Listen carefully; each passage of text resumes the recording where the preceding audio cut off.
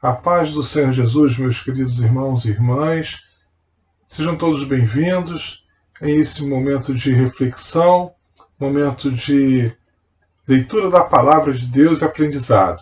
Nesta noite o texto será no Evangelho de Marcos, no capítulo 4, versículos de 26 a 29. E depois lerei o versículo 33 e 34. Acompanhe comigo. Disse ainda: o reino de Deus é assim como se um homem lançasse a semente à terra, depois dormisse e se levantasse de noite e de dia, e a semente germinasse e crescesse, não sabendo ele como. A terra por si mesma frutifica, primeiro a erva, depois a espiga, e, por fim, o grão cheio na espiga. E quando o fruto já está maduro, logo se lhe mete a foice, porque é chegada a ceifa. E com muitas parábolas semelhantes lhes expunham a palavra, conforme o permitia a capacidade dos ouvintes. E sem parábolas não lhes falava, tudo, porém, explicava, em particular, aos seus próprios discípulos. Eu quero começar a reflexão desta passagem justamente pelos dois últimos versículos que acabamos de ler, porque nos traz informações muito preciosas acerca de Jesus, do momento que Jesus vivia e da população, de todos aqueles que ouviam as palavras de Jesus. Jesus escolhe usar parábolas para ensinar ao povo de Israel, a todos que o procuravam, e assim os instruía. Por que motivo Jesus escolheu parábolas? Bom, o povo de Israel já aprendia no templo, através dos rituais e de ouvirem os sacerdotes, como também nas sinagogas, quando os escribas ou os fariseus falavam e orientavam o povo. O próprio Jesus participava em momentos nas sinagogas também falando. Em vários momentos de pregação se reuniam várias pessoas, centenas de pessoas. Jesus passa a usar parábolas para ensinar ao povo. E a preocupação de Jesus era a capacidade que cada um tinha para entender. Ao usar parábolas, Jesus atinge a todos, porque a parábola, ela por si só tem funções distintas. Primeiramente, a parábola facilita com que você grave a história. Se você conta uma história para alguém, é mais fácil de você lembrar dela, não apenas naquele momento, mas até anos depois você consegue lembrar do ensinamento, da história. Já se fosse uma informação se perde em pouco tempo, porque são tantas informações do dia a dia que nós recebemos, não dá para guardar todas. Mas a função da parábola também era fazer com que as pessoas pensassem, com que as pessoas raciocinassem, para que as pessoas meditassem na parábola e descobrissem por si mesmas qual era o fundamento daquelas parábolas. Os próprios apóstolos, em muitos momentos que ouviu Jesus falar em parábolas, não entendiam e pediam explicações. E Jesus dava explicações quando estava pessoalmente em particular com eles. Mas a parábola também tem uma forma provocativa de ser. Na parábola que nós estamos lendo, já de início, Jesus coloca algumas realidades. Primeiramente, Jesus começa a falar sobre o reino de Deus. O reino de Deus é assim como um homem lançasse a semente à terra. Então Jesus quer falar sobre o reino de Deus. Para que nós possamos entender hoje o que Jesus queria dizer com esta parábola, nós temos que entender o tempo em que foi dita essas parábolas. Duas realidades aconteciam em Israel naquele momento, envolvendo essa palavra reino. Primeiramente, era a preocupação dos governantes romanos. quando se ouvia Jesus falar acerca de reino de Deus, logo eles ficavam preocupados, pensando: será que esse Jesus está tentando formar um grupo para fazer um motim, para fazer uma revolta popular e tomar o poder? Essa era a preocupação dos romanos quando se ouvia Jesus falar acerca do reino de Deus. Por outro lado, o povo de Israel sabia muito bem o que era reino. Israel foi um reino. Na época de Saul, na época do próprio Davi e Salomão, era um reino só. Depois o reino se divide. E depois dessa divisão tem os cativeiros.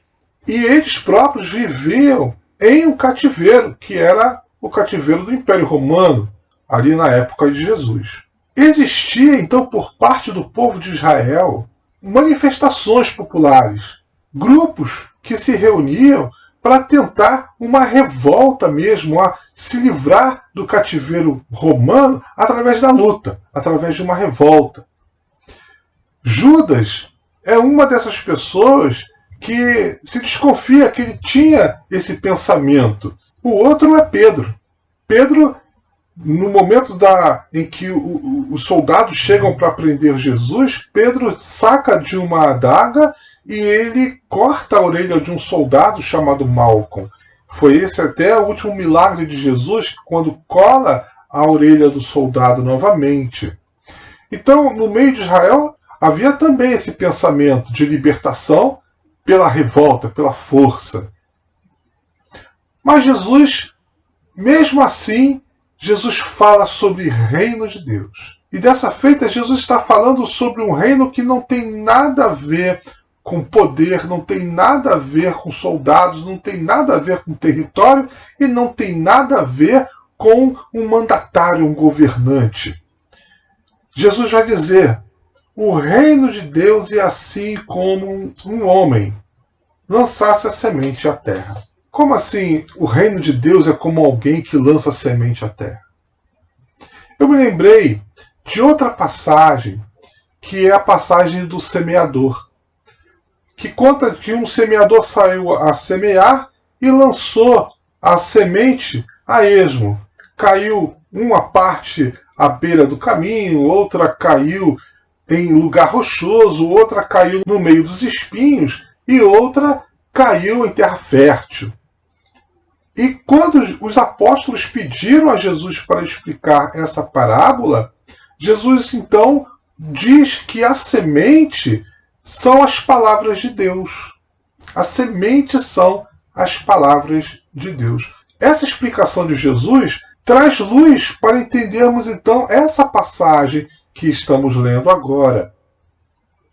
O reino de Deus é semelhante a um homem que saiu a semear. Quem é esse homem? Jesus está falando dele próprio. Ele é o próprio homem que está jogando a semente. Qual é a semente que ele está jogando? É a palavra. E diz a parábola que esse semeador, depois de jogar a semente, ele vai tratar da vida. Ele vai dormir, por exemplo, ele vai acordar e quando ele menos perceber, ele vai olhar e ver que a semente brotou. Ele próprio não entende como é que a semente brota. Mas ela brotou. Mas não está se falando de semente, não está se falando de nenhum grão. É uma representação. Está se falando da palavra. Ou seja, o reino de Deus é feito de palavras. E as palavras, querido irmão e querida irmã, está ligado exatamente ao nosso entendimento. Se eu disser uma palavra em outra língua que você não entenda, a minha comunicação fica interrompida, a minha comunicação fica trancada. Mas quando eu entendo a mensagem, então a comunicação é feita e eu posso responder. Essa palavra de Deus por si só, ela frutifica. A palavra de Deus por si só, ela se manifesta. A palavra de Deus por si só, ela germina. E, querendo ou não, mais cedo ou mais tarde, essa palavra é revelada. Muitas vezes pensamos que, além de pregar, nós precisamos também, por exemplo, debater, nós precisamos também, de alguma maneira, defender a palavra, precisamos também estabelecer a força, a palavra. Irmãos, nós não precisamos entrar em debates, nós não precisamos discutir opiniões, nós não necessitamos de defender a palavra, porque essa palavra que Deus nos dá é viva, assim como uma semente. A semente é um grão, parece que está morto, mas quando é colocado na terra, ela germina. A palavra de Deus é viva, ela não precisa que eu a defenda, ela não precisa que outras pessoas ou grupo de pessoas possam defender, ela por si só age. O que eu preciso então fazer? Eu preciso ouvir essa palavra, eu preciso meditar nessa palavra, eu preciso pedir a Deus daquilo que eu não entendo, qual é a revelação dessa palavra. Quando Deus, irmãos, fala conosco, Ele nos traz conhecimento, Ele nos traz crescimento. O crescimento que nós temos acerca da palavra nos torna pessoas maduras, nos torna pessoas fortes, nos torna pessoas confiantes. Por quê? Porque temos em Deus orientação suficiente para vivermos. E qual é então a nossa função? Qual é o nosso chamado diante do Evangelho? É simples, irmãos. Nada mais, nada menos do que falar a palavra, do que pregar a palavra. Pregar, não discutir. Dar a palavra, não debater. Quero contar uma experiência pessoal. Certa vez, eu estava em um lugar ouvindo um colega pastor pregar e eu lá no meu cantinho ouvia e discordava do que ele estava falando. Eu lá no meu cantinho estava, na minha mente, eu não falei nada para ninguém, mas na minha mente eu estava criticando aquele colega. E Deus, irmãos, naquela noite falou comigo e me deu uma grande lição. Quando Deus fala comigo, Deus fala diretamente da minha mente. É um pensamento que vem, que eu não consigo controlar. E ele tem início, meio e fim. E é muito claro e é muito rápido. Deus falou assim para mim: você segue segundo aquilo que você já tem aprendido. E deixa que dele cuido eu. Olha, irmãos, eu entendi exatamente o que Deus estava falando comigo. Deus estava confirmando, sim, aquilo que ele já havia me ensinado. Mas Deus estava pedindo respeito. Respeito para com a obra. Respeito para com o servo dele que estava falando. De acordo com o entendimento que aquele meu colega tinha, ele estava seguindo sinceramente aquilo que ele conseguia entender. E eu consegui entender de forma diferente. E eu deveria então seguir exatamente como eu estava entendendo. O que eu não poderia fazer era não respeitar a obra de Deus. Então cada um vai ter o seu momento, cada um vai ter o seu alcance. O que importa, irmãos, é que essa palavra fique em nós. Essa palavra seja plantada em nós. Essa palavra germine em nós, a seu tempo, a seu momento. Nos cabe ter paciência, nos cabe orar, nos cabe clamar, nos cabe pedir ao Senhor misericórdia para que essa palavra nunca deixe de ser pregada e pessoas não venham a se perder por falta de ouvir a palavra. Para fecharmos essa meditação, convido você a abrir a sua Bíblia em Filipenses, capítulo 3, versículos de 12 a 16. Não que eu tenha já recebido ou tenha já obtido a perfeição, mas prossigo para conquistar aquilo para o que também fui conquistado por Cristo Jesus. Irmãos, quanto a mim, não julgo havê-lo alcançado, mas uma coisa faço, esquecendo-me das coisas que para trás ficam e avançando para as que diante de mim estão, prossigo para o alvo, para o prêmio da soberana vocação de Deus em Cristo Jesus. Todos, pois, que somos perfeitos, tenhamos este sentimento. Se porventura pensais de outro modo, também isso Deus vos esclarecerá.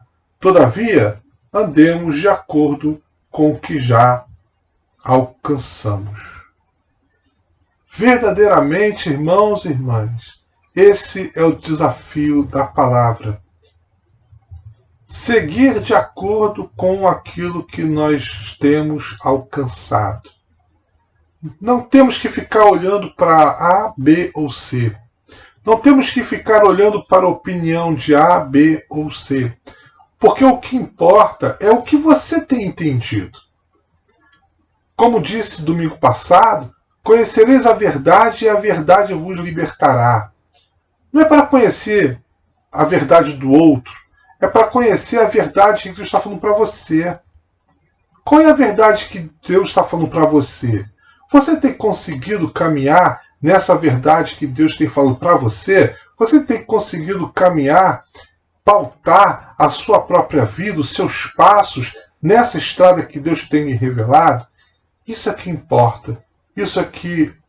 Esse é o nosso desafio.